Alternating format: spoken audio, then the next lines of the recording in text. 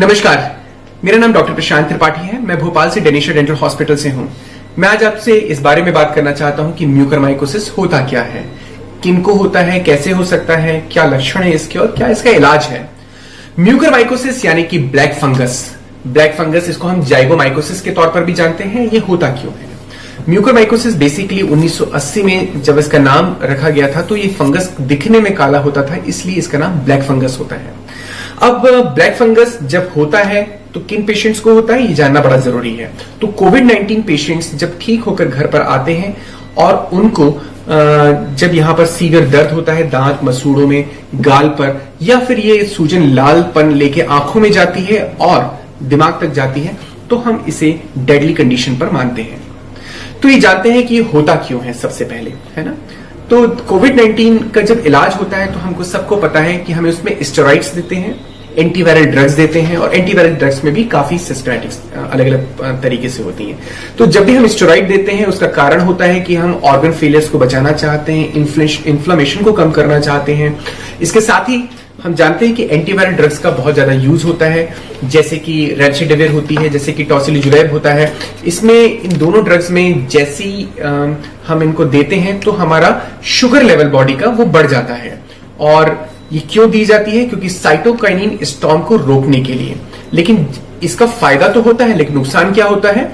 नुकसान ये होता है कि जो पेशेंट को दवाई दी जाती है उस पेशेंट को इम्यूनो डिप्रेशेंट होता चला जाता है, यानी कि उसकी शरीर की रोग प्रतिरोधक क्षमता कम हो जाती है, यानी शरीर की रोग से लड़ने की क्षमता धीरे धीरे कम हो गई। ऐसी अवस्था में अपॉर्चुनिस्टिक बैक्टीरिया, अपॉर्चुनिस्टिक फंगस या वायरस हमला करने में देर नहीं करते, और ठीक वैसा ही उदाहरण हमारा फंगस का होता है। और इसी तरह से म्यूकरमाइकोसिस आक्रमण करता है जब शरीर की प्रतिरोधक क्षमता कम हो जाती है, या ज्यादा खतरनाक उन पेशेंट्स में होता है जिनकी शुगर लेवल बहुत ज्यादा होती है। ये लक्षण क्या है इसके? लक्षण ये हैं कि म्यूकरमाइकोसिस होने के बाद पहला लक्षण आता है हमारा तालू यानी कि पैलेट, उसमें कालापन, छोटे से मार्किंग, छोटे से बिंदु दिखते हैं, जो छाले का रूप शुरू में लालपन सफेद सा दिखता है और धीरे धीरे काला होता चला जाता है। अगर वो सफेद और छोटा है तो इसको आगे बढ़ने में 3 से लेकर 5 दिन का समय लगता है। ये वही समय है अगर आप डॉक्टर को दिखाते हैं और सकारात्मक तौर पर डॉक्टर अपनी प्रक्रिया शुरू कर देता है तो आप बच सकते हैं। अगर हम इसे डॉक्टर को नहीं दिखाते और घरेलू इलाज चलता रहता है तो ये साइनस की तरफ जाता है, यानी कि मैक्सिलरी साइनस की तरफ जाता है।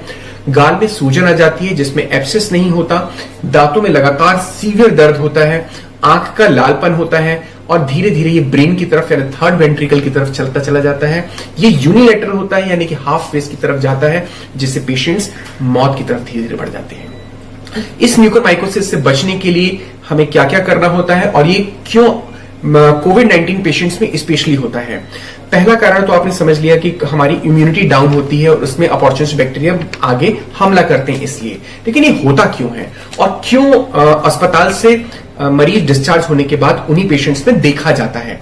तो पहला कारण है इसका कि जब अस्पताल में एडमिट होते हैं और उसको ऑक्सीजन सप्लाई दी जाती है तो उसका एक सेंट्रलाइज्ड एक मैकेनिज्म होता है जहां से ऑक्सीजन को सप्लाई किया जाता है, जो बहुत अगर सफाई नहीं रखी गई है तो ऑक्सीजन सप्लाई के लिए हाइड्रेट करने के लिए उसमें वाटर मिलाया जाता है, और वो पानी अगर स्टरलाइज नहीं है, अगर वो साफ नहीं है तो उसमें फंगस आ सकती है, जो कि धीरे धीरे नेजल के थ्रू, क्योंकि ऑक्सीजन यही लगती है ना, तो यहां पर सबसे पहले फंगस स्प्रेड होना शुरू होती है और यहां से हमारा म्यूकरमाइकोसिस आगे बढ़ जाता है। तो इसमें सावधानियां क्या रखनी चाहिए? हमें स्टरलाइज्ड ऑक्सीजन, हाइड्रेट ऑक्सीजन का उपयोग होना चाहिए। दूसरा सावधानी यह है कि अगर आपको जरा सा भी पैलेट पर अगर पता चल रहा है, छोटा सा भी छाला है, तुरंत डॉक्टर को दिखाएं। सूजन है दांतों में, अगर आपके सारे दांत अच्छे हैं और फिर भी दांतों में, मसूड़ों में दर्द हो रहा है, डॉक्टर को दिखाइए। आंख लाल है, सूजन है, कोविड-19 पेशेंट्स, कोविड-19 के बाद आप फ्री हैं और उसके बाद आपको लक्षण आ रहे हैं, डॉक्टर को दिखाइए। और अगर इसके साथ ही साथ अगर डायबिटीज अनकंट्रोल्ड है तो इसका मतलब आप एक अलार्मिंग स्टेट में हैं। तो आइए इन छोटी छोटी जानकारियों के साथ हम म्यूकरमाइकोसिस को लड़ते हैं, इसको हराते हैं। हराने के लिए आवश्यक है प्राथमिक लक्षणों को ही हम समाप्त किया जाए, और उसके लिए जरूरी है कि अच्छे डॉक्टर से संपर्क किया जाए। इसमें म्यूकरमाइकोसिस के ट्रीटमेंट में पुसाकोनाजोल और एम्फोटेरिसिन बी, थर्ड जनरेशन की एंटी फंगल ड्रग्स हैं ये उपयोग की जाती हैं, जिसमें कि लोडिंग डोज जो होती है 600 मिलीग्राम फर्स्ट डे में दी जाती है, उसके बाद 300 मिलीग्राम पर डे के हिसाब से 7 से लेके 15 दिन तक चलती है। वहीं अगर हम एम्फोटेरिसिन बी इंजेक्शन की बात करते हैं तो 5 ml के बाद 5 ml 5 ml 5 ml करके हम देते हैं, और जिससे पेशेंट्स को 7 से लेकर 10 दिन में रिलीफ हो सकता है।